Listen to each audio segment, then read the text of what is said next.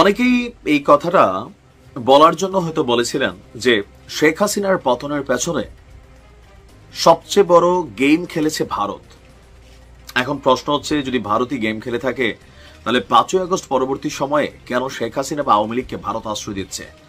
স্ক্রিনে আপনারা একটা ছেলের ছবি দেখছেন। এই ছেলেটির নাম হচ্ছে নিউটন দাস। জুলাই আন্দোলনে অংশগ্রহণকারী সম্মুখ সারিতে থেকে লড়াই করা একজন জুলাই যোদ্ধা। তবে মজার বিষয় হচ্ছে, এই যোদ্ধার বাড়ি কোথায়?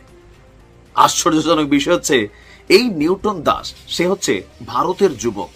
তাহলে প্রশ্ন হচ্ছে, ভারতীয় এই যুবক কিভাবে জুলাই আন্দোলনের একজন যোদ্ধা হয়ে গেলেন?